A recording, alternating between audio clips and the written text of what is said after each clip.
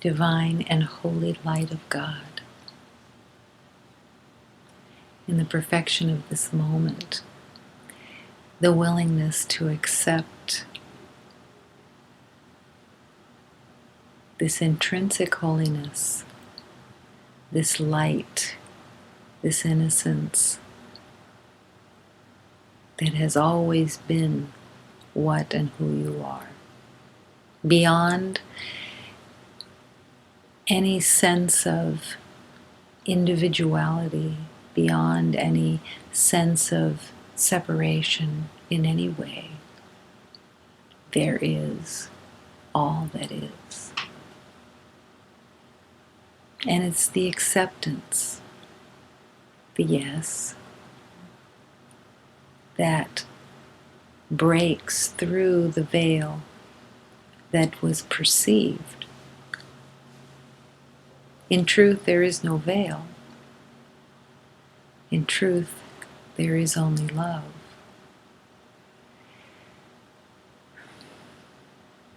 But in a perception of separation, it can seem like a mountain to climb. It can seem like you are in the middle of the desert, so thirsty,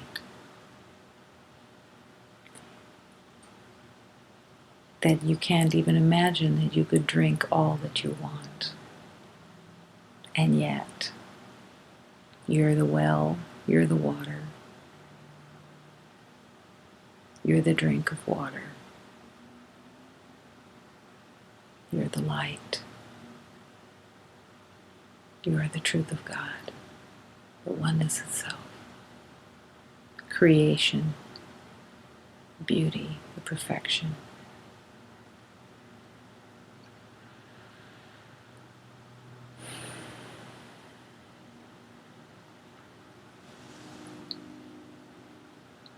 For a moment, let's hold all the beloveds who weren't able to be here in form this evening, some who are finding themselves in a unwellness of the body, a healing, and holding them as the divine with all of humanity as the perfection. The willingness to not in any way limit or have a perception that says, this is the reason, this is that, but just there is only oneness. There is only wholeness. And everyone is in union in this moment as the divine.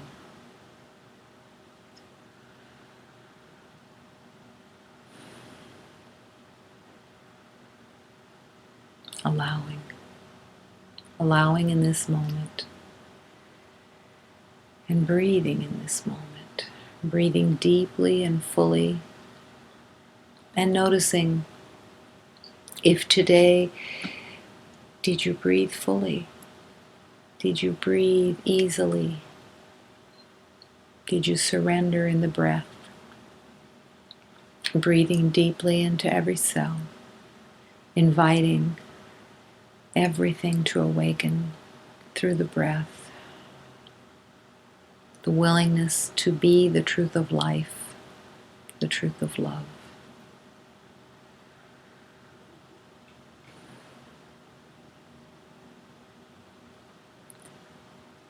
Breathing deeply and fully into every cell. And as you breathe, the willingness to let go of this day, all that you may have attached to it of meaning, of individuality, and come back into the wholeness, the oneness. No limitations, all the edges falling away. Breathing deeply into the throat, inviting the throat to open, available to receive. Breathing into the neck and letting go of all beliefs of holding anything in any rigidity, any tension at all. Just letting it all go. Breathing into the spine, inviting the spine to open as the fluid of love, liquid of love, moving easily and naturally as the divine, surrendered. Breathing into the shoulders, arms, and hands, all letting go, nothing to hold on to. Breathing deeply into the heart, inviting the heart to open, inviting the heart to come forward, open and available, undefended in love, as the love and the light of God. Nothing to defend, nothing to protect. Breathing. And breathing deeply into the belly, surrendering all the organs into the hands of God, wanting to keep nothing as separate, nothing as mine, but letting everything go into love, to be used for love, to be used as love. And breathing into the hips and thighs, knees, calves, ankles, and feet, all being surrendered into the hands of God. Breathing deeply and fully. Surrendering all the energy bodies into the hands of God. Breathing. Surrendering the emotional body into the hands of God. No longer willing to have the emotional body run by the mind and by fear, but willing to release all beliefs of fear, tension, concern, worry, upset, caution, suspicion, all part of worry, all part of fear, letting it all go into love, and willing for the emotional body to express joy and harmony, peace, compassion, ease, allowing love to move through you, as you, and within you. And breathing deeply, inviting that here in this infinite circle of love we are one. One heart, one breath, infinitely one. There is only one presence here, is the truth of God. Within this light, we live and move and breathe as one. This sanctuary is filled with love. This universe is all of love, harmony and joy and peace. Nothing else exists. Surrendering all perceptions, all mistaken identities into the truth of love. The willingness in this moment to be love.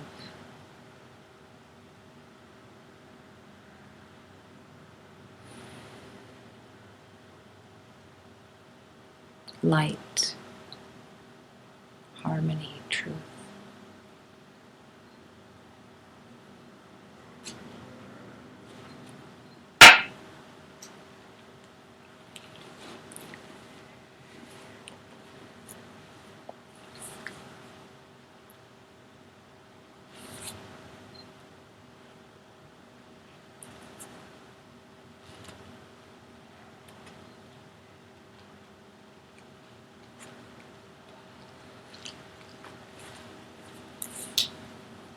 Allow this prayer to permeate into your heart, inviting it into every cell, to transform the heart, the divine Spirit of God, of love,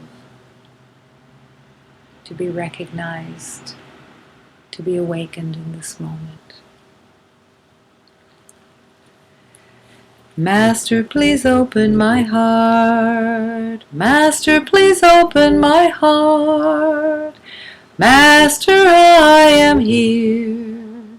Master, I am here to love. Master, I am here to love.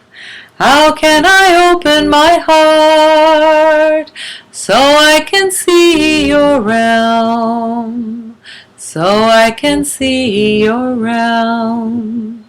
Oh, Master, please guide me from the bottom of my soul. Please, Master, please save me. I ask you from the bottom of my heart. Please, oh Master, I am here, asking you for this love. Please give me your holy love. Please make me whole to my Father.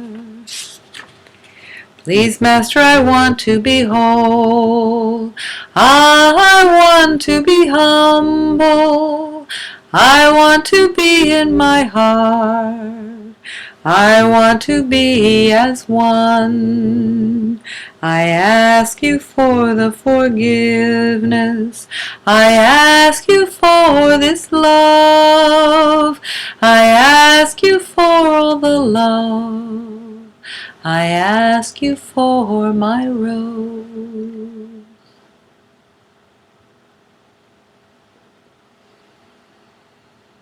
We ask to remember the truth of forgiveness. The truth of forgiveness that washes away all perceptions of separation. To forgive the mistaken identity of being separate. And to forgive that mistaken identity within everyone.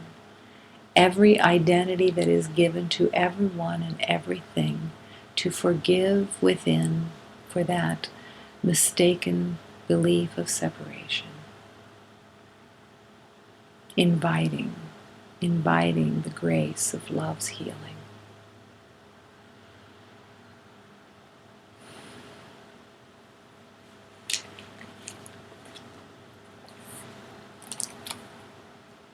Holy, holy, holy, the power of love, the divine spirit of love, and our Blessed Mother. It is the power of love that comes to celebrate within our hearts.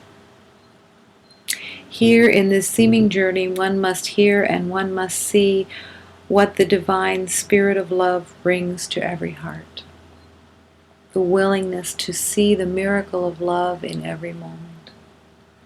And now, in this moment, it is the call for love to shine. Here in this new awareness, I have come to fulfill the truth of being and to bring to my beloveds the truth of eternal life. For all forever to sing and to praise and to remember the truth of oneness. Holy, holy, holy, this is the house of love. And for all to remember and embrace the truth of oneness. For all forever to sing, to adore, and to appraise all divine beings of love and light.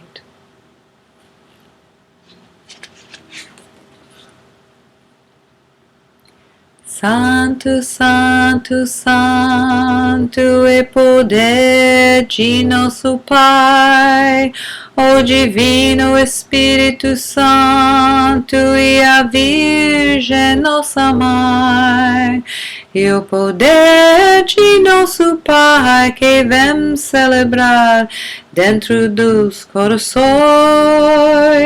aqui nesta missão, a que ver, a que ouvir, que o Divino Espírito Santo a trazer os corações.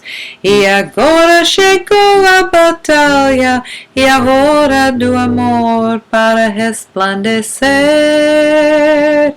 Esta é a missão que agora venho cumprir, trazer aos meus irmãos o bem-estar da salvação, para todos para sempre cantar, para louvar e adorar a Jesus Salvador. Santo, Santo, Santo, esta casa do Santo Cruzeiro, para todos pedir o perdão e alcançar da salvação. Para todos para sempre cantar, adorar e louvar a Jesus Salvador. Para todos para sempre cantar, adorar e louvar a Jesus Salvador.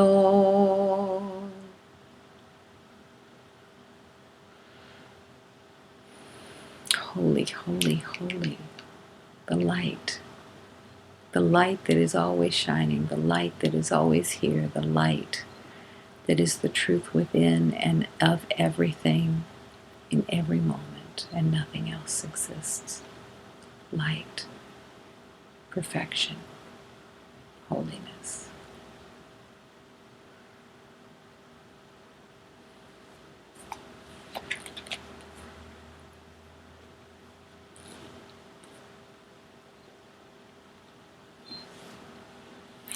So our beloved Hafiz is offering divine teaching, divine light, divine love. Could be lifted. If you knew the end of your story, nothing on any page, not one of your dramas could bother you as much. If you knew the glorious end of your journey, at least half of your attention could be lifted from anything that you can now focus on that may cause you pain. The Divine's hand is like that. When it is realized near, it will always turn your gaze in the direction of more light. When you bring your attention and your intention to the remembering that only love is real, that only love is true, that nothing else exists, your gaze turns toward that truth. Your attention turns back to sanity. It's an automatic yes. If you stop and just accept that the divine light of love is always right here whispering, always right here calling you to turn again toward the truth, again and again and again. Pretty soon, your head can't turn any other direction. Let it be frozen in the direction of love. Want the direction to be frozen in the direction of love. That you don't want anything else.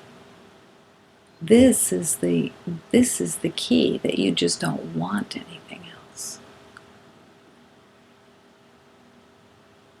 For a while there is the back and forth, as if you had whiplash, going back and forth constantly, being triggered by what Jesus refers to as the shiny objects of knowing, of figuring things out, of judgment, of opinions. But eventually, it is to get the connection of cause and effect that being drawn to shiny objects, whatever they are, including difficulty, the perception of difficulty in any way, the perception of scarcity, that's all what's holding everything. That perception, that agreement, that old agreement. But at some point,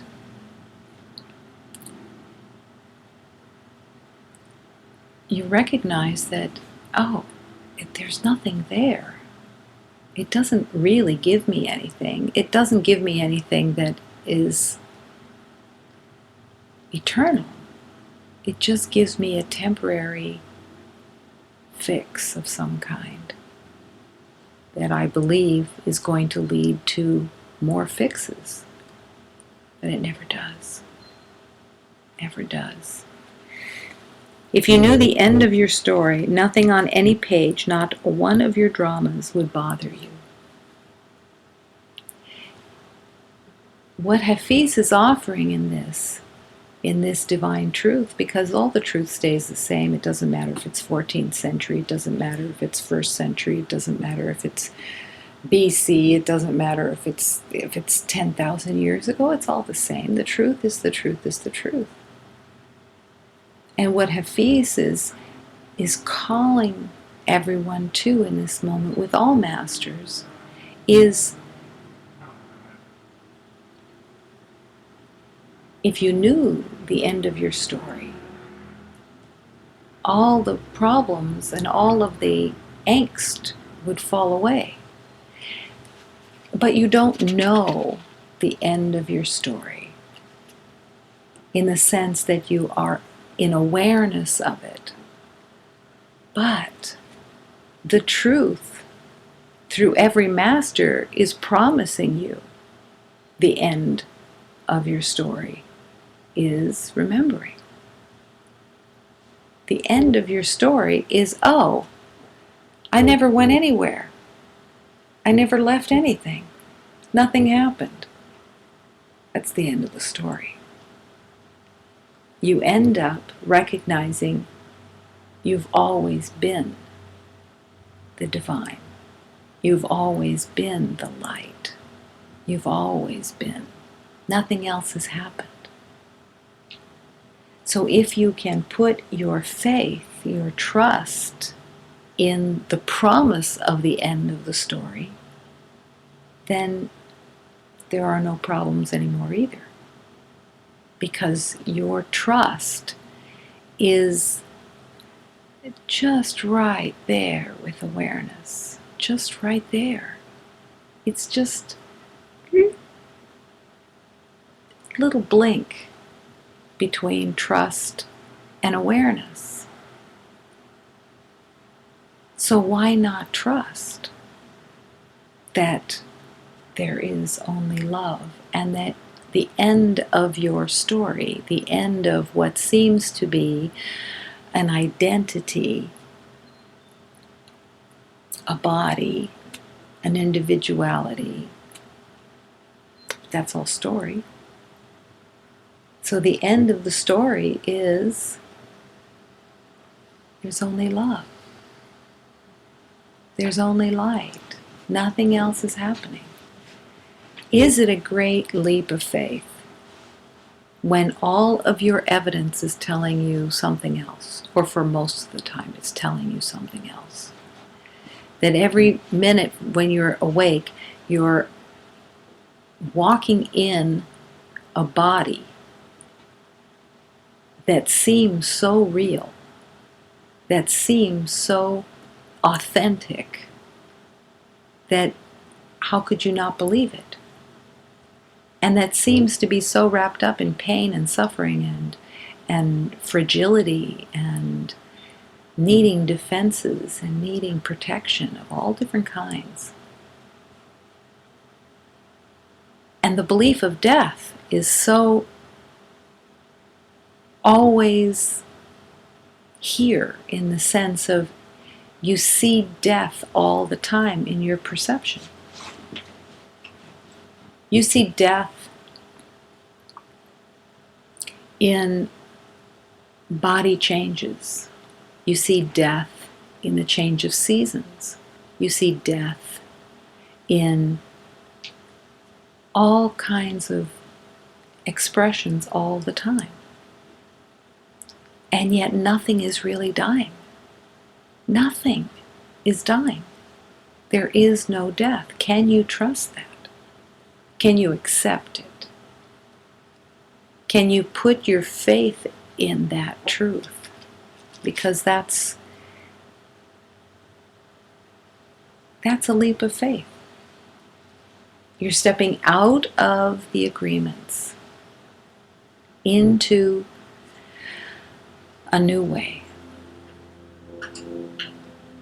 and going against all the evidence that you see day to day.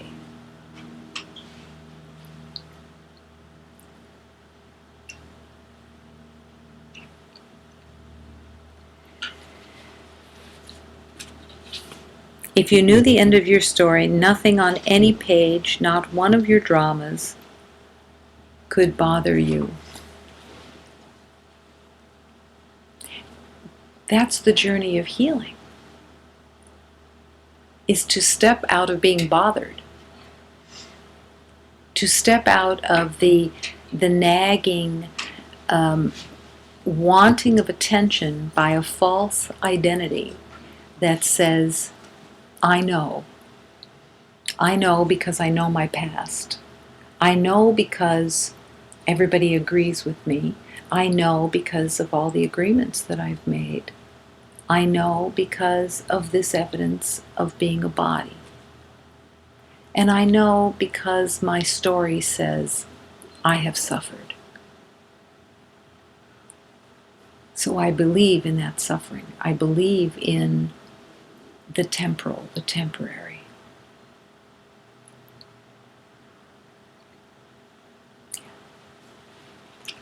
Last week,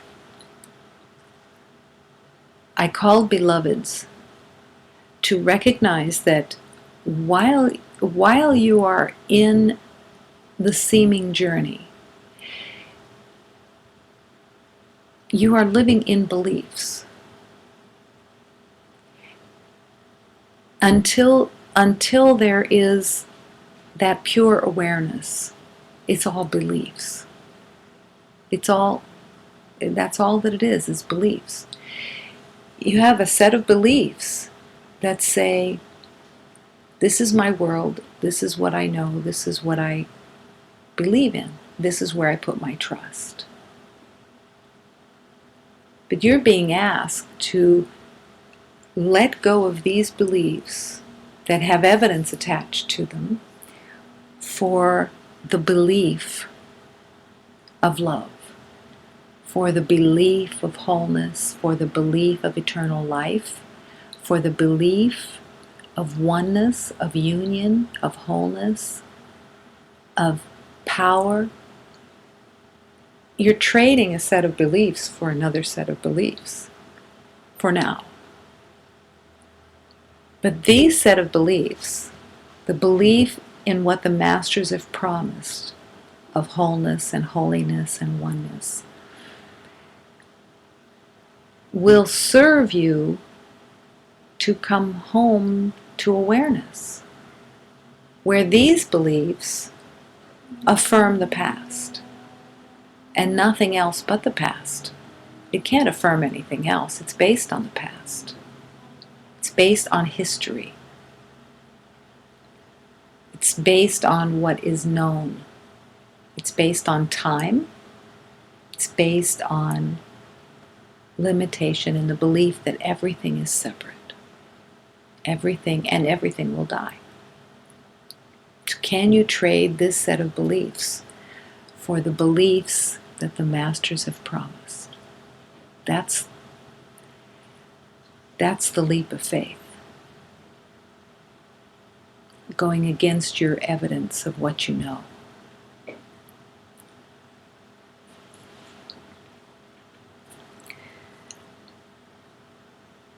If you put your trust in what the masters have offered, this would bring peace and harmony to every seeming problem right now. There is a teaching of Jesus that says, Let me recognize the problem so that it can be solved. Let me recognize the problem so it can be solved. To recognize the problem is to recognize that every single perception of problem in your world is the belief of separation that's over here. Every problem. Doesn't matter the form that it takes. At all. The ego identity wants you to believe that there are a million problems so that you stay very busy with all the different problems. It's a great strategy because all you're doing is moving from one problem to the other, actually believing because they look different and they feel different because you're interpreting them differently, that they are different problems.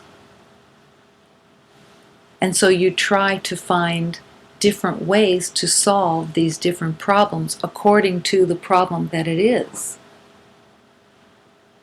And it's a very busy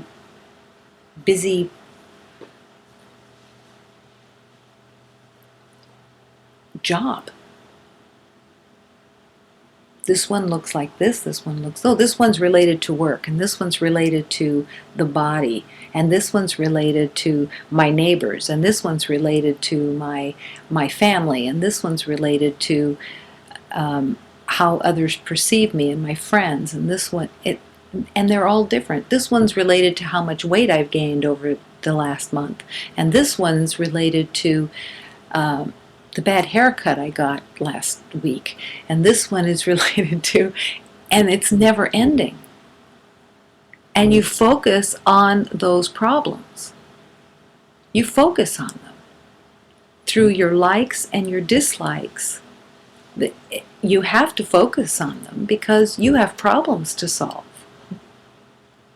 And if you have all these problems to solve, you can't be available to turn your gaze in the direction of the light. You can't put your faith, your trust, that there is nothing actually happening. You're busy. You're busy solving your problems. Touch in this moment. Touch into the energy of problem solving. Just that tension of problem solving and how it holds your attention, how it calls you to keep coming back to it and to give it your loyalty, because you're not safe if you don't solve your problem. So all your attention is on all these different problems, and you're running from one to the other, putting fires out. And while that fire is going on, another one shows up someplace else. But you can even be very proud of yourself because maybe you've learned to multitask and solve many problems at the same time. This isn't new to anybody. There's no newness here. I remember walking in the seeming journey and being so unconscious that there was a sense of pride in being able to multitask and solve problems, multiple problems at the same time. This was seen as a distorted identity of successful multitasking. There was a sense of pride in it. Like I developed this. I didn't see it as fear. I saw it as an attribute because the belief was the world is a dangerous place. The world is not in harmony. The world is the problem, and I am at the effect of the world. And I have to learn how to deal with the world. So in the upside downness of those identities, if you start to turn everything right side up, you begin to see that, oh, the problem is not out there. The problem is in here. The problem is what I believe in. The problem is that I believe that I am separate, that I am unloved, unworthy of love, and alone. And everything in the world says so. Everything in the world says I am a separate body.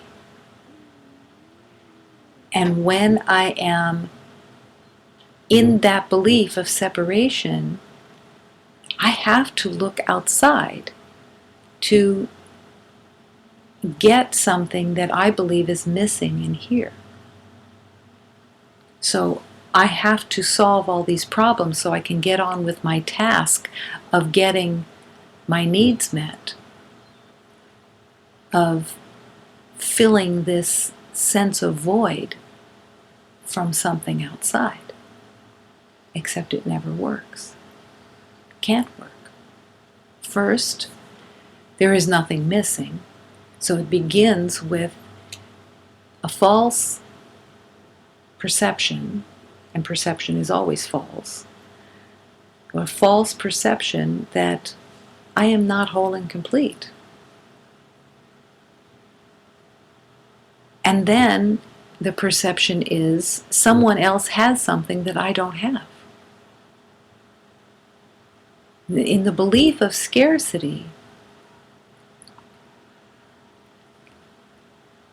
it has to be that when you see through that belief of scarcity, you are looking at a world that is based on there is not enough and there is lack in everything. But what if none of this is true? Then what are you trying to get? And what problems are you trying to solve? There is nothing to solve. There's nothing to get. That's a big leap of faith, that everything is already here. And you could even know this as a theory, but can you live it? Can you bring your attention to God? Can you recognize that God is right here? It's not even like next to you, but maybe that feels a little safer for a while instead of completely enveloped, completely one. But that willingness to trust that there's nothing missing, that there is nothing to get, nothing to fix, nothing to do, nothing to prove. Everything is already here. How can this go from being a concept to being lived? You can't prove love. You can't prove it. Love is. And you can't understand love or God, which is the same thing. You can't understand it. The mind that tries to understand is the mind that made up separation. So it's beyond understanding. And all that is being called for in the call to love is to let go of what you think you know, moment to moment, moment to moment, to really focus on what belief is running right now. What am I believing in right now? Where am I? Where is my attention? Am I present? Am I willing to just be here and rest and trust that there's nothing happening? When Hafiz talks about the end of your story, that's how you end the story, is to no longer keep feeding the story. And every moment has that glorious opportunity. And it's glorious if you choose to participate in that divine alchemy of release, because it's only about releasing what you've made up. It's not about getting or being better or healing something wrong with you that has somehow changed you. You aren't changed.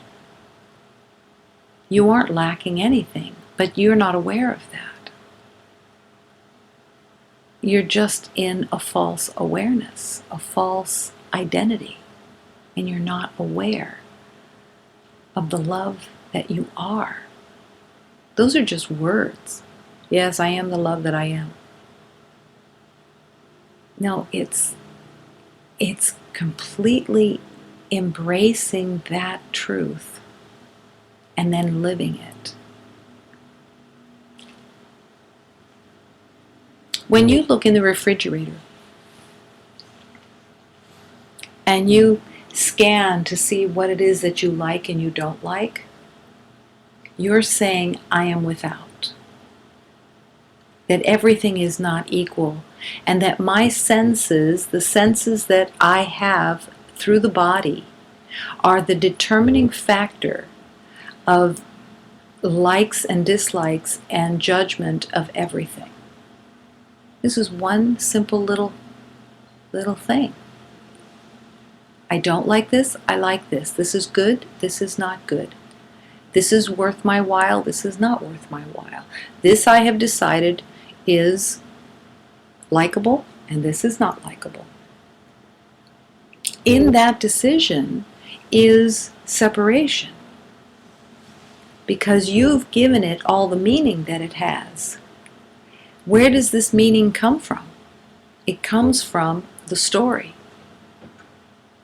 It comes from all different kinds of stories from the past that say, I decided when I was 5 years old that I liked or I didn't like this, or somebody made me eat this that I didn't want to eat it and I was forced to eat it, or this is all that we had, so then I became sick of this because I gave it meaning. I like these kind of things, I don't like these kind of things. But the senses all belong to the temporal. The senses belong to the body.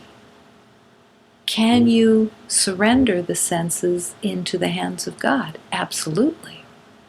Absolutely. And is it part of healing? Absolutely. As long as you keep separate identities for yourself of likes and dislikes, you're making the world in segments, and you're separating to your own world. Is it possible to let go of the senses? Absolutely. To surrender the senses into the hands of God, that you don't want to see anything with the eyes without seeing the truth of love. That you dedicate and devote and give your eyes into the hands of God to be used for love. That you are wanting to see the truth of love. That you want the eyes to serve love. That you want the ears to serve love. That you don't want to hear anything that is not the truth of love. Now, not hearing anything the truth of love, how would that be? When there's a dog that's barking next door, and you are sure that your interpretation is correct, that that dog is annoying, that that dog is disturbing your peace, you are hearing through an interpretation of what you made out of it. You could hear the voice of God in the sound of a dog. There's a beingness within that dog that is the light of God. Can you hear the being of God? Is this a practice? Absolutely. Is this a surrender? Absolutely, because everything in you wants to say, no, this is not the beloved. This is a dog barking, and it won't stop, and it's irritating me. And that means something. You could smell anything and like it or dislike it, and you will, through that interpretation, either be happy or at least in pleasure in that moment, or you will be miserable. But recognizing that the pleasure, which is temporary, is always going to end, and then you have to look for another pleasure. So you have to keep reorganizing your little world in order to give you only the things that you like, and have your senses be in the approval game of your world. But it never works, because you can't control your world enough to make it to your liking, because the world is a temporal illusionary state, and it's made by your belief of self-hatred and the belief of lack. So it's always going to come through that fence, through that interpretation of pain and suffering. It may not all look like pain and suffering. It may look like, oh, this is okay. I like this. I had an ice cream today. I had this today. You know, I listened to music that I liked today. I listened to something else that, I heard it was okay today. But there's no peace. There's no joy. There's no recognition of God. You're not so happy that your heart is bubbling because today was the day of love, a day of peace, a day of happiness. No, you've just settled, not seeing that your settling was coming from your own interpretation of what you thought it all meant, because you've given the meaning to everything. And that is the place of suffering, the meaning. How can this be healed? By letting go and trusting the outcome of the story. Not holding on to the story as having any legitimacy. To many, this seems to be blasphemous. Don't take my story. I earned this story. When any situation has been dedicated wholly to truth, peace is inevitable. When any situation, and you're in situation all day long. A situation is anything where there is activity. You're in a situation when you're brushing your teeth. You're in a situation when you're making coffee. You're in a situation when you're walking down the street. Is it dedicated to truth? Is it dedicated? This takes consciousness to dedicate everything to truth. I want to see only the truth right here. I don't want anything else. This is what I want in this moment, is the truth. When any situation has been dedicated wholly to truth, peace is inevitable. Wholly. That means not marginally. It doesn't mean I'll think about it later. That means when you're walking, when you're dusting the furniture, are you in dedication to the wholeness of truth? Or is your mind doing what it wants to do while you're dusting? While you're dusting, are you aware? Are you wanting the truth to be shown to you of everything that you're touching in that moment that you're with that offering of love? Is it an offering of love? Or is it something that you just have to get done and get it over with as quickly as possible so that you can go back to something you like? That's the subtlety of the game.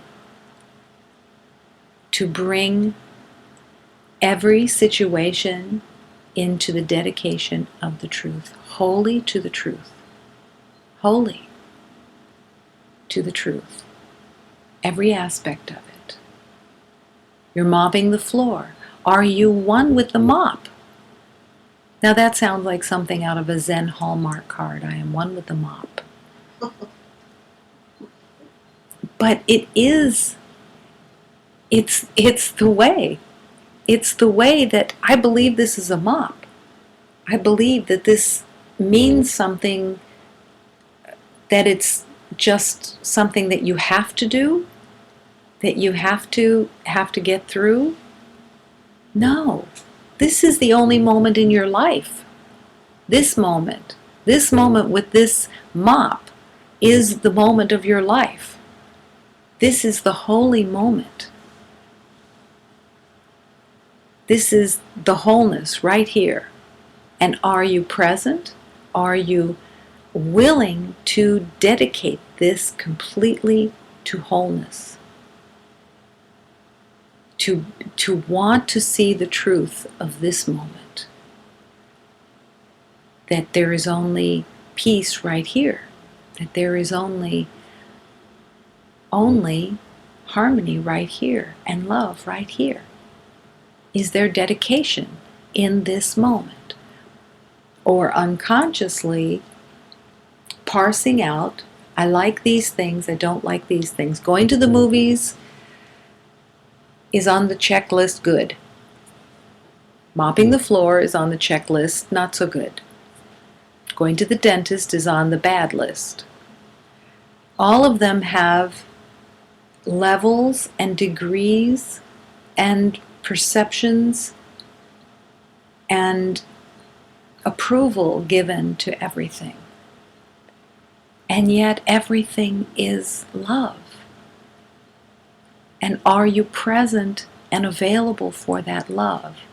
Or is your mind saying, what am I going to get out of this? Is this even? Am I the only one mopping the floor? Am I doing this? Am I doing this? And can I just get over it as quickly as possible? This has more value than this does. Going to the movies has a lot more value than mopping the floor does, in my estimation, in my accounting, my ledger. It means a lot more. And yet, the opportunity of awakening is as much in mopping the floor as it is in anything. You could sit with the Dalai Lama for 24 hours, or you could mop the floor for 24 hours. Do you really believe that one will bring you to awakening more than the other? Everything Holy brought to that moment, and you could find peace. You could awaken to what is here present because you're wholly dedicated in that moment. Because you're no longer parsing out and giving worth to the story as you have perceived it to be. That gives you all the choice. That gives you all the power, all the opportunity. Everything is within you. Everything is transformable within you. It is able to be transformed within you by your yes, by your offering of what you think you knew about everything, and the willingness to see the truth of love right here. right here. You're brushing your teeth, you're flossing. Wholly dedicated to love. Wholly dedicated to recognizing that this thing called floss is the beingness of love, beyond what you think you know. Everything. Absolutely everything. With no exception. So, there is a teaching.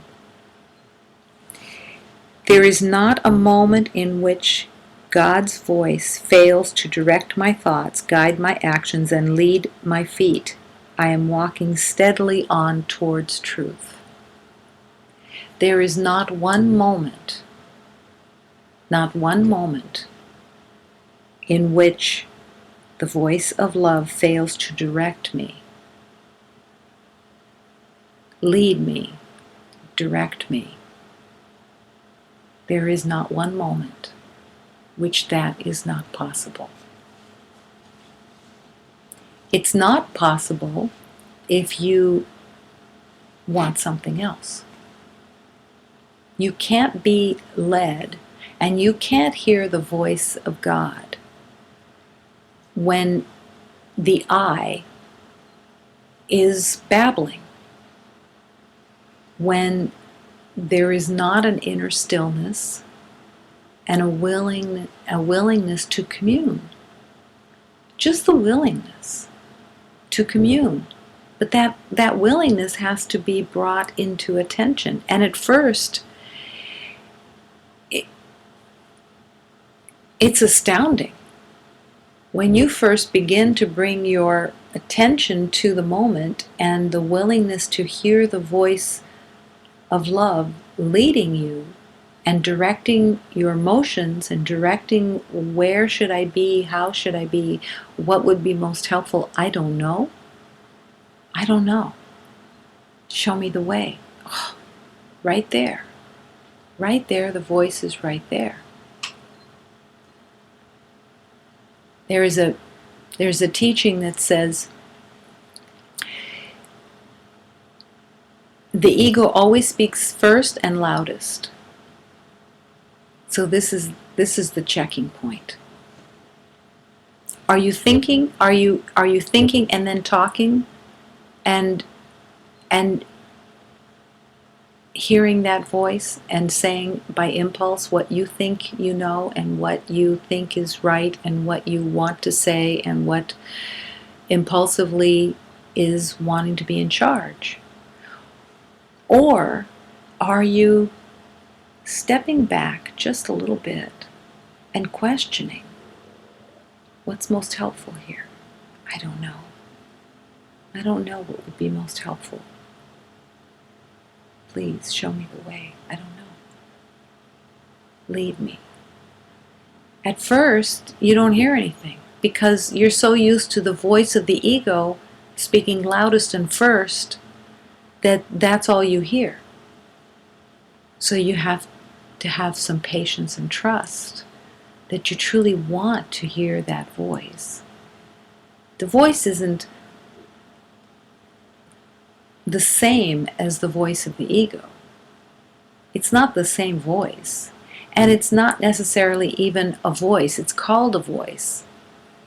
But it's a willingness to be redirected. And that can come as inspiration. That can come as just an awareness, a yes, a movement, or a lack of resistance.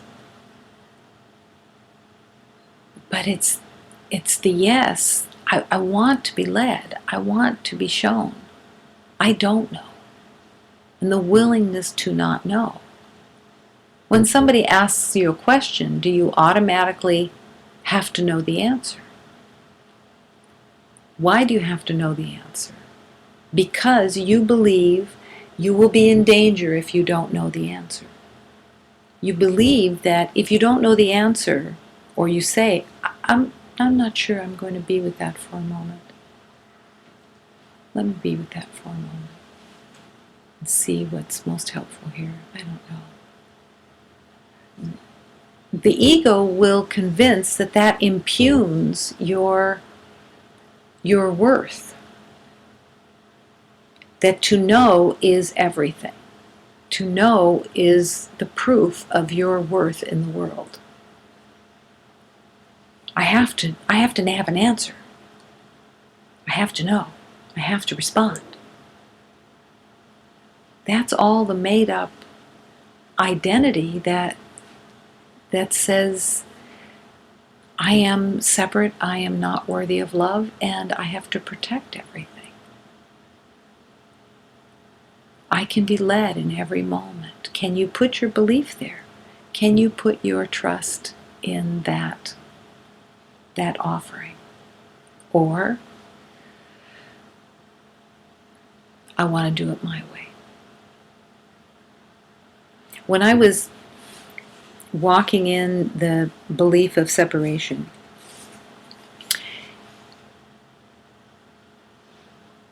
one of my teachers suggested to me, corrected me in learning to hear the voice of love, hearing the voice of direction. And he said to me, the ego always speaks first and loudest, so that first voice you're not going to listen to. And the loudest voice you're not going to listen to, because you can bet that it's just your identification wanting it your way. So you're going to ask 3 times. So I would sit there and ask 3 times.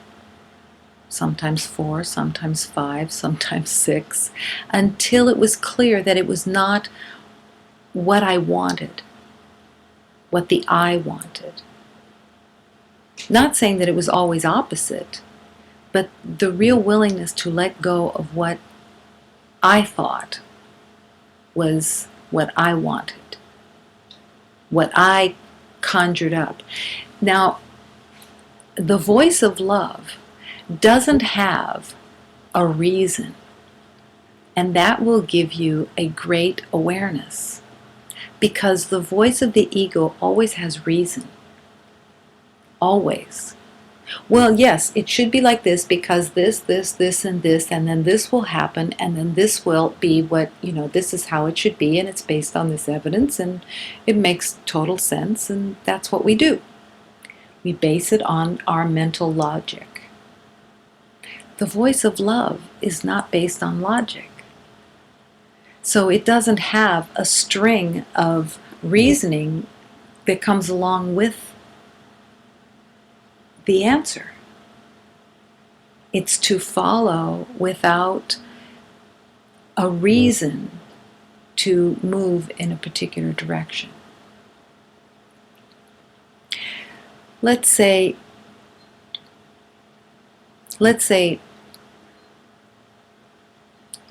the calling to be here in this moment, the call to come, to travel down from Oregon and to be here in form, it doesn't have any logic. It doesn't have any reason. It's a yes or it's a no. There's no story that goes with it. There's no, well, this is this way and this is that way, and it's the gas prices are this and this is, and the weather is this and this and this and this and this and this. Oh, the ego just loves that because it makes sense. It makes logical sense. Love doesn't make logical sense. Love answers the call of love and follows what is most helpful for remembering, for divine harmony. It has nothing to do with your reasons and your logic and your story and how how it makes sense. Now, if there is a call to serve and to travel from Oregon to California, and there's a yes, the ego identity would say, well,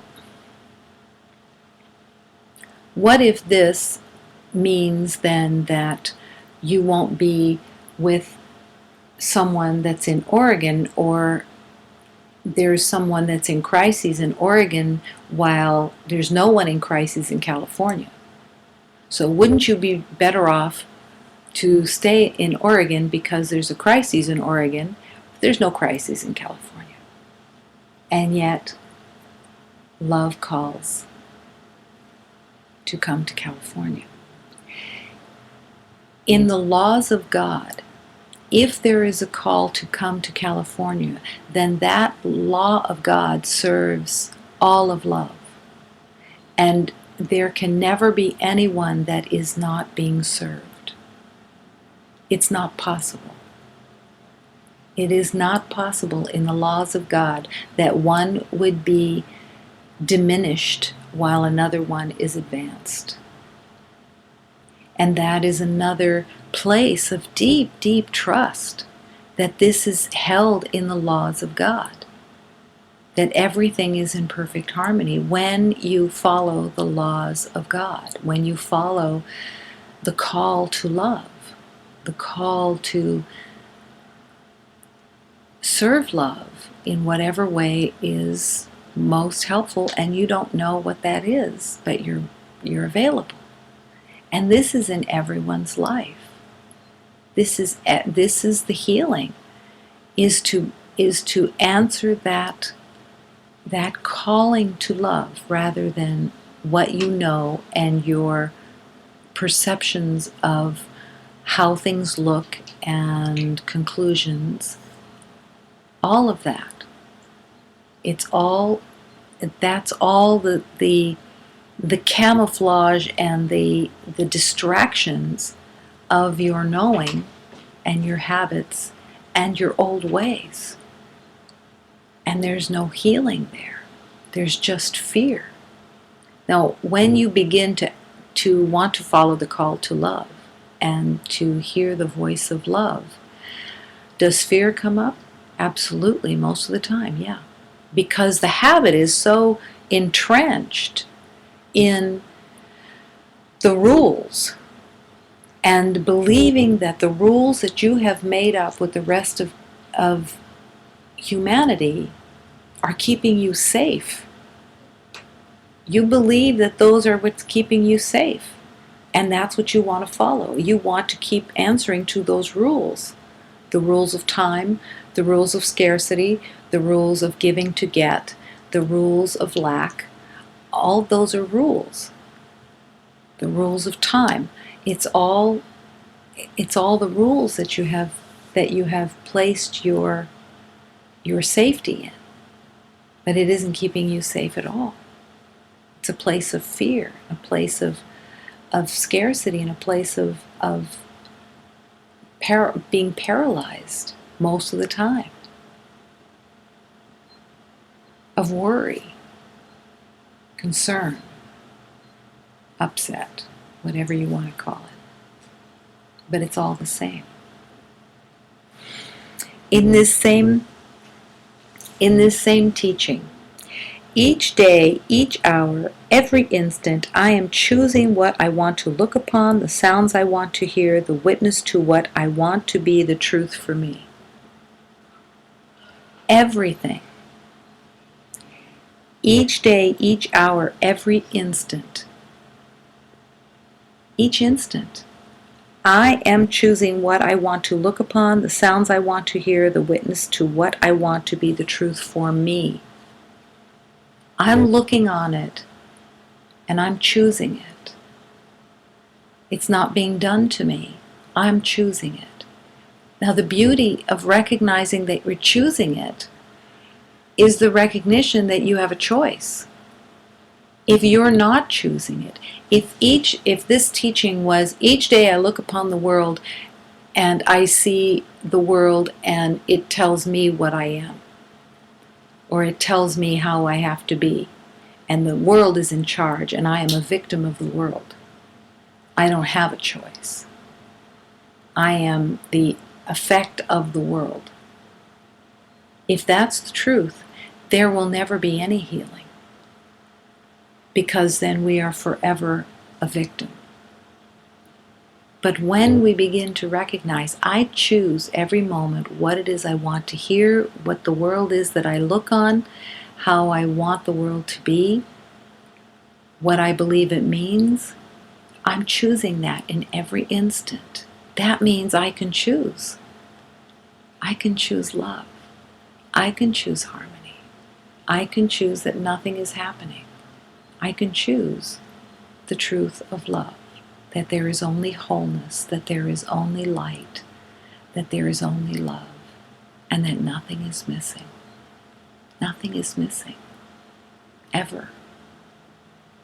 Not in any moment.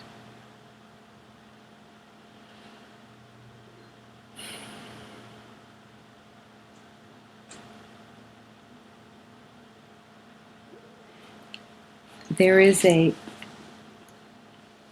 recognition that there is nothing to lose. Nothing to lose. I have nothing to lose. Because the world that you've made has never given you peace. The world that you've made has never given you harmony and love and joy.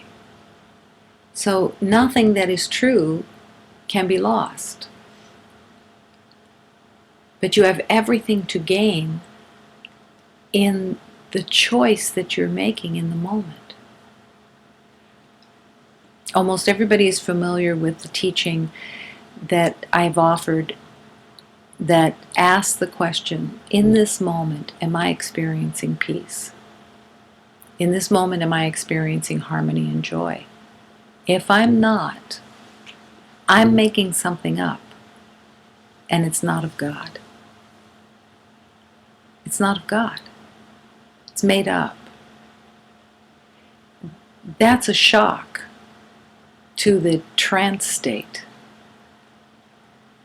In this moment is what I'm thinking, peaceful, harmonious, joyful. If it isn't, I've made something up. It's not of God, and I can choose again. I can choose to come back and choose love. Let's say you're looking in the refrigerator again, and you don't like what you see. You don't like what you see, what's in the refrigerator. It's not to your liking. And you experience in that moment an upset. You know, a little disturbance. It's not going to be a full-blown disturbance, probably. It's just going to be a little minor disturbance. It's going to be a little irritation. But you have to remember that every little irritation is the same thing as murder. Every little irritation is the same thing as murder. How can this be? Because everything that is not of love is the same fear. There's no distinction in fear. It's all the same. So your little irritation is the same thing as murder. It's an important element to recognize, because what the ego wants to do is parse everything out in degrees and say, well, I'm not like that. I'm just a little irritated. I'm not really angry about this. I'm not really upset. I'm just a little irritated. You can't be a little irritated and be in love. You can't. So you're looking in the refrigerator and you're a little irritated. Can you choose again while you're looking in the refrigerator? Can you recognize that are you experiencing peace in this moment? Harmony, joy. If you're not, you can choose again and choose to want to love everything that's in the refrigerator. Not love it because you believe that it's something that's needed or that you're missing something, but that you're one with everything in the refrigerator. You're one with the refrigerator. You're one with everything in the refrigerator. There's nothing that has more worth than something else except in your own mind. And it's in your own mind that all the pain and the suffering is being exploited and encouraged by your perceptions. And it's your perceptions that are the cause of your pain and suffering. So it always comes back to just that ease and that peace, that there's nothing missing. There's nothing, everything is in harmony right now, but I'm seeing something different. And I'm seeing it through because I like my differences. I like my likes and dislikes. I like my approvals and my disapprovals. They make me feel important. They make me feel like I've got a hold of my world, like I'm in control. Except you never really feel like you're in control. You always just feel just that edge out of harmony and out of sync, because it's just unnerving, because it doesn't work. The likes and dislikes don't work. And then those likes and dislikes go from little things like food or what seem like little things to other people. This person is not to my liking. This person irritates me. This person is not a friend of mine. I just happen to live next door to them. But they're not like me. They're a little off. We don't have that much in common, so I don't love them. To love is to love everyone in complete equality. How could this possibly be, to love everyone in complete equality? It doesn't seem even possible, because love in the world is given out in conditions, and it isn't love at all. It's a conditional approval or disapproval. But to open to love is to let the heart burst open and to love without conditions. Not to someone's personality, not to how they look, not to how they act, but to love them because they are the divine, the eternal light of God. They may not know it, they probably don't know it, but you're the one who's being called to recognize it. You're the one who's being called to recognize the truth of every beloved. And let's not say that you have to hate someone to see the obviousness of it. You can just think someone is just an acquaintance, and you've labeled them as an acquaintance, and you're not opening your heart and loving them without conditions. You're not letting your heart burst open and embracing the divine. If the Buddha appeared in front of you, the divine appeared in front of you, wouldn't you fall to your knees and be so grateful to be in the presence of love and to join in that love? Well, that's your next door neighbor. That's the mechanic down the street. That's the gas station attendant. That's the homeless person walking down the street. That's the neighbor that scares you. That's your brother-in-law that irritates you. It doesn't matter who it is. They are the Buddha. They are the Christ. They are the light of God. And are you present in that teaching of, where am I? In every moment, in every experience, I have the opportunity to wholly embrace the truth of God. And that's the journey for everybody, is to truly learn to love and to offer love unconditionally to everyone and everything without levels. It's very easy to love people that you like and that agree with you and that behave as they should according to your specifications. That's much easier. But the saviors that were sent, the beloveds that were sent, are the ones who don't fall into those categories and aren't, that they push up against you and you go, oh wait, I can't love that. That is unacceptable. That is completely wrong. Bad. No, they're the ones who are there to bring you into the light. They may not be aware that they're there to bring you into the light, but they're there to bring you into the light because that's what's standing in your way of the light. Of your awareness of the light is that belief that you know who they are and what it means. Those are the beloveds that come into our lives. Is everyone that we believe we are seeing is what we believe about ourselves. Everybody. Whether it's someone that we work with or someone that we live next door to or someone that we live with or a relative of any kind. Can we love without conditions? Can we love and offer our heart and open the heart undefended because there's nothing to lose and we're available to love, to be loved, to accept love? That becomes the question. Or do we know? Are we in the knowing of the past and the agreements and the identities?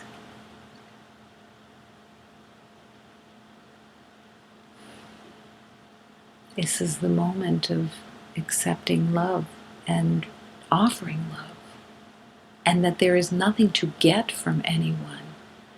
The sanity within you is the sanity that says, I am whole and complete, and there is nothing to get, and I am going to live in that truth.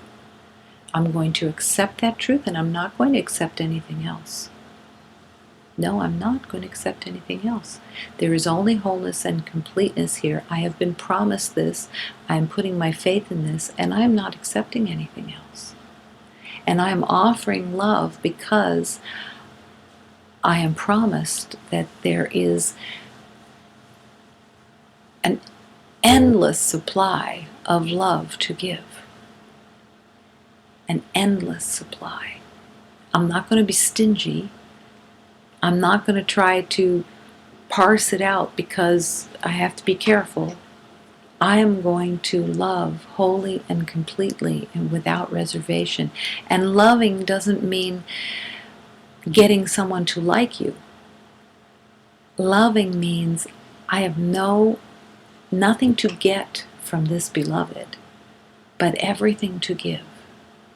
Because there is only wholeness and there is only light and there is only love. And I am the light of love. And I accept nothing else. And I refuse to bring my past identity into this moment. This moment is God's. This moment is love. This moment is light. And I don't accept anything else. I don't want anything else. I can have a totally peaceful moment when everything is surrendered into the hands of God. The willingness to accept it.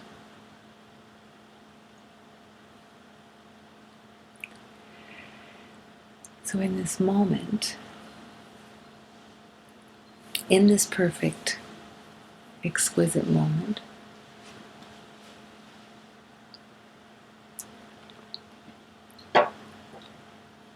if there's a question,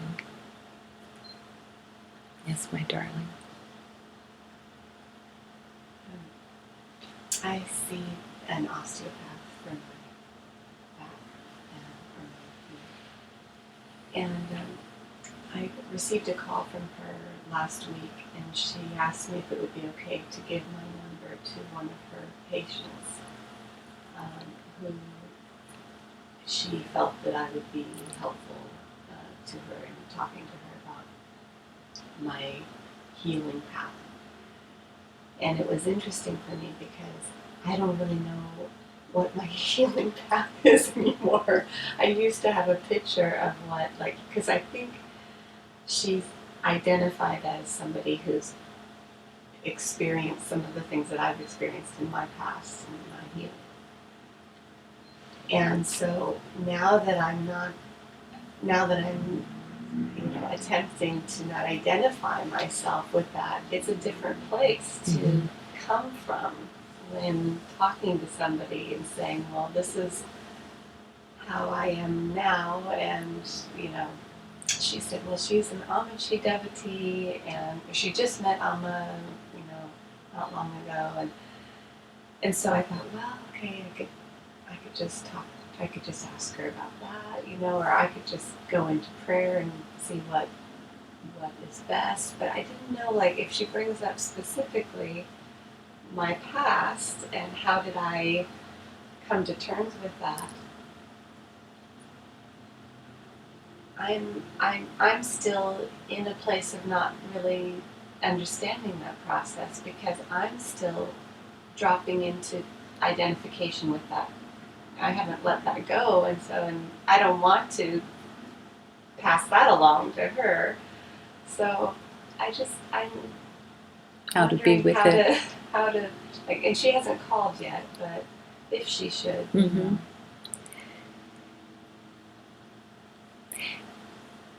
Let's put it in the terms of that you're being called in that moment to teach. And we teach what it is that we need to learn. So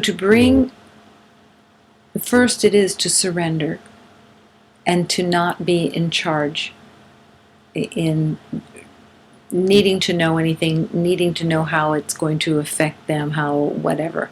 That you're really putting the situation into the hands of God. That you're giving this wholly to God as deeply as you possibly can. And you're stepping back and you're wanting to let the grace of love, the Spirit of God speak through your heart. That's what you really, that's the offering. It's not that you as a person, as an identity, are going to fix something. So in that, if you are there to learn, then you're just going to offer the truth as deeply as you can. Even if you're not in complete awareness of the truth, in the sense that you haven't completely embraced the truth, but this is the direction that you're going. This is your journey of letting go. And that you recognize that your truthfulness of the truth is going to be the most helpful. That doesn't mean that you won't speak of, that it was at times pushed you up against, scary places that you had to step into a leap of faith and trust in a deeper way. Yes, that was true for you. And it may still continue to be true for you in some ways.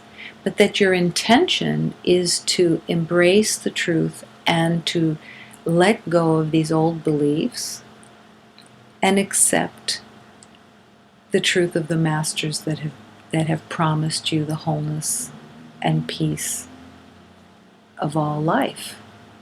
That's your journey. It's actually a gift so that you can really look at your, well, where am I? But we teach when we're in the still the belief of separation, we teach what we need to learn.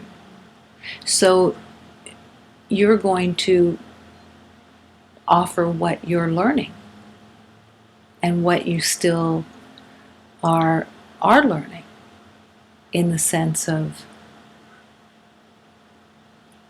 your faith, your trust, and not specifics. Go ahead.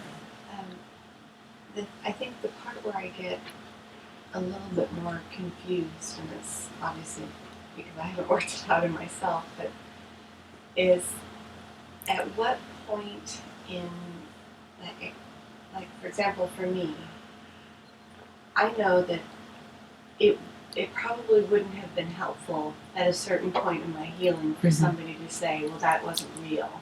You know, Right. I needed to. No, exactly. But I don't know. That's the part that I now that I've come to a place where I'm really starting to understand that wasn't real. If that's, how do I, like, how do you know where the other person, you don't? So. No, it's your heart, and it's your letting the guidance of love guide you. That it's not you. It's not your perceptions, your identification that you're bringing. You're wanting to open and be the vehicle of love for this beloved. And you don't know what that needs to look like, what words will come, how it will be received. Because once you bring those elements in of how will they receive this, and what effect will this have, and what she might think of this, and then what if this does this, you're just in fear.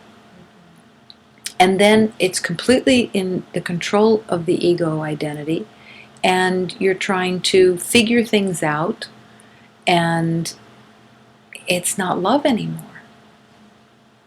The more that you step back and let love speak, just your heart, and that you don't know, and that the words will come.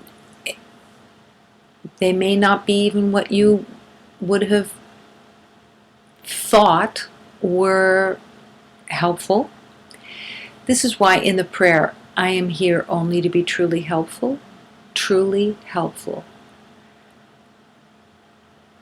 I do not have to worry about what to say or what to do. Love will direct me.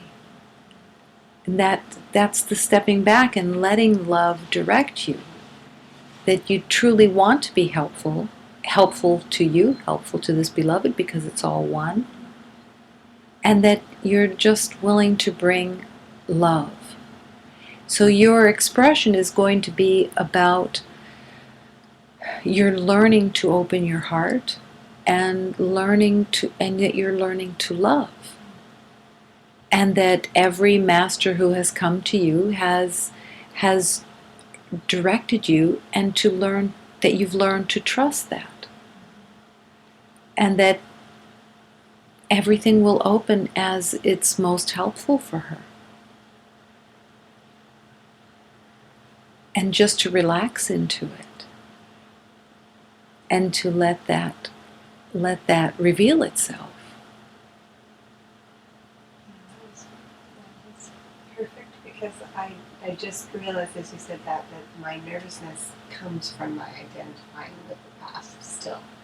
You know, that it comes from that place that I'm thinking, well, if it was me back then, what would I have, you know, and again, still thinking that that there's this wounded, you know, part of me that. And then you're seeing her through that same That's wound. What I mean. That's what I just got, that I'm actually seeing her that way, because I'm still identifying, or, you know, going in and out of that identification myself. And so it feels and felt perfect what you just said. And I have had moments of dropping into that when I've been sitting with this, but I find myself kind of going back to fear. You know? Mm-hmm. So that's very helpful. And if you're putting this beloved, into the hands of God, you're putting the situation into the hands of God, which is the practice. Yeah. then you're not going to worry about her because it's in the hands of God. And you have to trust that the words will come of what's most helpful, and that they're not you in the sense of your past, your identity. It's an amazing thing when that surrender is there and love just starts to speak. And you're just the instrument. And it's trusting that. Truly trusting it. And that her journey won't be deterred. And you don't know what it needs to look like, but it's trusting that her journey will unfold. I'm going to tell you just a quick story about a beloved teacher of mine within the shamanic path.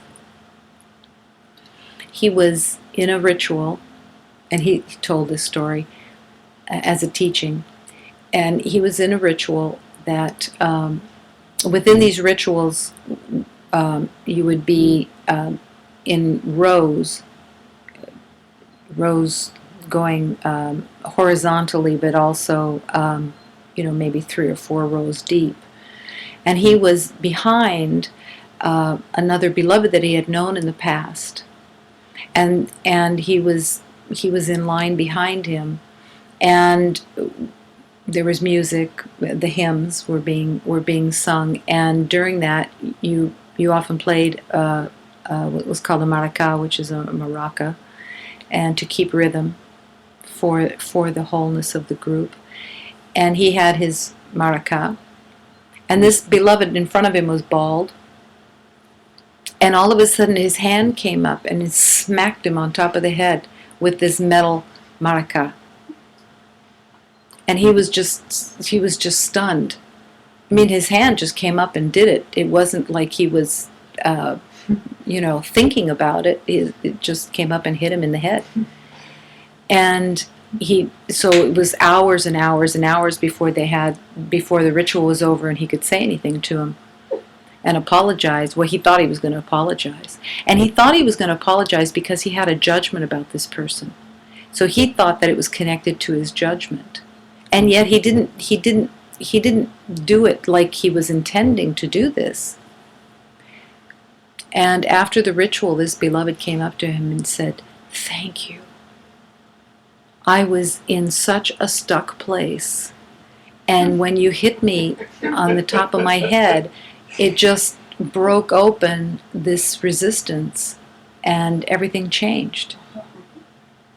And but he was so much in, my teacher was so devoted to healing that it wasn't a surprise that his arm would come up involuntarily and just smack this other person, because that was his intention, was to be the instrument of God. And it was just, he didn't have enough trust to trust that this was actually one of the expressions of that, and to really trust that. And when this beloved turned around hours and hours later and said thank you, it was such a healing for him to recognize that he didn't have a clue how healing occurred and how healing should be and what was most helpful. But to truly trust that when your intention is to serve, the means will present themselves in whatever way that is. So it's just and it's bringing you to a deeper trust. It's just so beautiful when you were speaking about what helped me shift was from going from the knower to being the student. Mm-hmm. It was what I saw, and it just the incredible blessing that I've had of having these incredible teachers all along my path, guiding me toward this deeper truth. And yes. It hasn't been, something I've been having to figure out, and whatever. It's when I get in the way. And that's what you'll offer, because that's what you're learning, and that's what you will offer, and it will be helpful because you'll say, I want to be truly helpful, and I don't know what to say or what to do, but love will direct me. And the last line of that prayer is, and I will be healed as I let God teach me to heal, as I let love teach me to heal. And that's part of that. I will be healed as I offer this healing and the truth of the healing that I've received. Beautiful, thank you.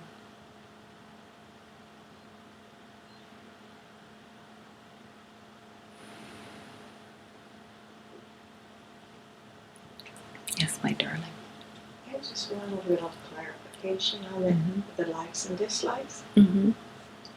In terms of preferences. Yeah. For instance, if you walk into an ice cream shop, and there are all these flavors, one might have what I would think of as a preference. Yeah. Is this? This is surrender too. Right. So it's a perfect example. Yeah. There's all these flavors, and instead of, oh, I like this one, or I like this one, or whatever, it's really what is most helpful. Yeah. And it's another opportunity of surrender. And using it as a spiritual practice. That, oh, I wouldn't have chosen that one because that's not my preference. But it's such a letting go. Yeah. It really, and then you get to see the resistance. You get to see the, I like this, and I'm really determined that this is what I should have, or yeah. What would you recommend? What's that? Yeah, instead of what will serve, guide me, and using it as an opportunity to step into guidance. Yeah. And the other part of that is, let's say you're going in with friends, and then you determine, oh, you like that, so you should have that because that's what you always get. Well, you're not allowing the beloved to open either to a spiritual teaching in that moment. You are determined that what is somebody else's preference too. That's probably wasn't. No, but it's a possibility, and it's all that knowing, all that that determination to be right and to be in control in some way, and it's just that stepping back. And it is a practice. I had a beloved say to me once when I was still walking in the seeming journey. I was on the phone with him, and he asked me something, and this truth came and just presented itself. And afterwards he was kind of shocked, and he said, "Where did that come from? How do you know that?" And I said, "I don't know anything. That was guidance, that was love, and he got really upset because he didn't like that. He said, "Don't you have a mind of your own?" And I said, "Not really. That's what's being let go. I don't want to have a mind of my own. I want this to be completely, this is my intention, is to completely surrender this mind and let love speak. Let love guide. I don't know anything." And resting in that not knowing and trusting it.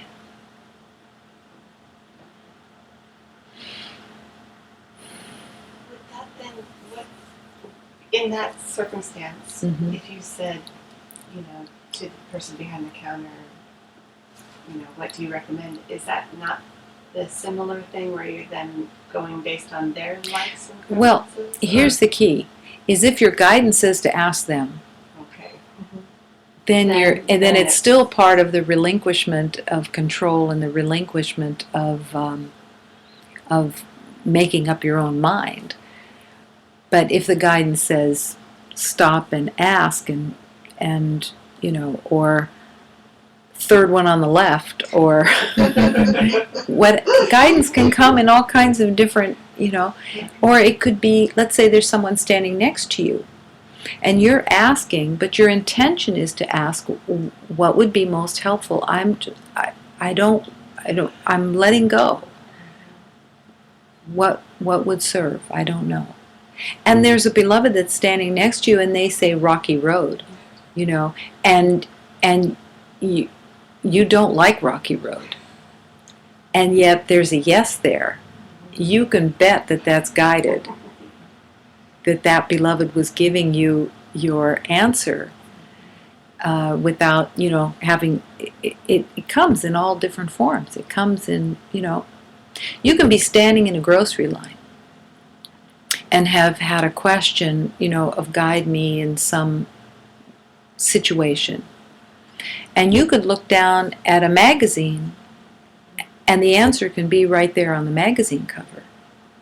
It's because you're open and you're available and you're wanting to follow. You're wanting to be guided. You're wanting to be shown the way. And then the answers will, you'll be present enough to see that, oh, there it is. And you'll recognize it when you see it. That's the answer that you were waiting for. And you're open for it. It also has to do with trust. And patience is trust. Patience is trust made manifest. Where you feel patience or feel the lack of patience is in the first and second chakra. When you are impatient, just feel impatience. Where does it hit? It hits in the first and second chakra, which is the center of your fear of being on earth and fear of being in danger. So to step into patience, to have patience of something unfolding or how it's going to unfold, and that patience is trust. It's trusting in the divine and trusting in the unfolding. And that we don't know how it needs to unfold or what it should look like or what it all means, but just trusting. It's like being out of work. And you fill out an application and you bless it, and you put it into the hands of God, and you say, I don't know whether this is where I'm to be. I was only called to fill out the paperwork. Turn in the paperwork, put it into the hands of God, not with the prayer of, God, I want to get this job, because I believe I should have that job, but the willingness to be where it's most helpful to be. And that if this is most helpful to be in this job, I'm saying yes, and I'm open to that receiving, that alignment. And just step by step, surrendering and filling out the paperwork if that's what's supposed to be filled out, and not filling it out if it's a no, then no. And okay, I don't know where I'm to be, but I'm saying yes in every moment.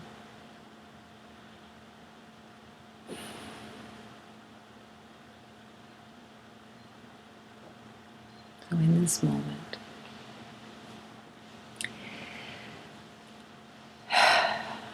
finding the willingness of the heart to accept and trust in the divine power of love, in the divine alchemy, and to recognize that God's will The will for you in this life is peace and joy and harmony. Even while still in the dream state, God's will is peace and harmony. And to trust in that divine truth. The yes to love, the yes to peace, the yes to harmony.